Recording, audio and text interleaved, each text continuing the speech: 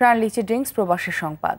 Saudi আরবের Jeddah, Dammam, কাতার ও Malaysia প্রতিনিধির পাঠানো তথ্য ছবিতে প্রবাসী সংবাদ জানাচ্ছেন ইমরুল হাসান। জেদ্দা কনস্যুলেটের উদ্যোগে জাতির জনক বঙ্গবন্ধু শেখ মুজিবুর রহমানের 42তম শাহাদত বার্ষিকী ও জাতীয় শোক দিবস পালন উপলক্ষে সৌদি আরব পশ্চিমাঞ্চল রিপোর্টার্স অ্যাসোসিয়েশন ইলেকট্রনিক মিডিয়ার সাংবাদিকদের সাথে প্রস্তুতি সভা বিষয়ে মত বিনিময় হয়েছে।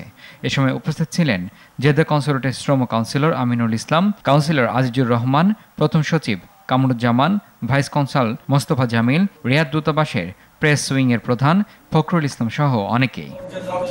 মৌলভীবাজার জেলা আওয়ামী যুব পরিবার দোহা কাতারের আয়োজনে জাতির জনকের শাহাদত বার্ষিকী ও জাতীয় শোক দিবসের আলোচনা ও দোয়া মাহফিল হয়েছে। ফখরুদ্দিনের সঞ্চালনায় সংগঠনের সভাপতি আহমেদ শোয়েবের সভাপতিত্বে প্রধান অতিথি ছিলেন মুক্তিযোদ্ধা উপাধ্যক্ষ মোহাম্মদ আব্দুল শহীদ এমপি। এ সময় বক্তব্য রাখেন মুক্তিযোদ্ধা ওমর ফারুক চৌধুরী, শামসুদ্দিন মণ্ডল, কপিল উদ্দিন সহ অনেকেই।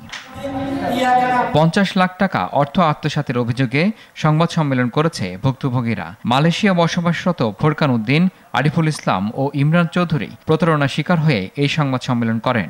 এ সময় মালয়েশিয়ার প্রবাসী কক্সবাজারের কুতুবদিয়া উপজেলার আব্দুর রহিম মানিক এই অর্থ আত্মসাৎ করে বলে অভিযোগ করেন ভুক্তভোগীরা।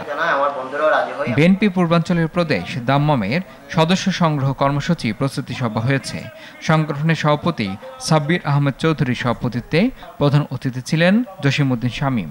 মোহাম্মদ জাকির হোসেনের সঞ্চালনায় বিশেষ অতিথি ছিলেন দাম্মাম মহানগর বিএনপি সভাপতি ফারুক মোল্লা, আব্দুল মান্নান, সাইমুন তালুকদার, জাভেদ খান, তালুকদার নাজমুল হোসেন, হেলাল উদ্দিন সহ স্থানীয় নেতৃবৃন্দ। ইমরুল হাসান, RTV।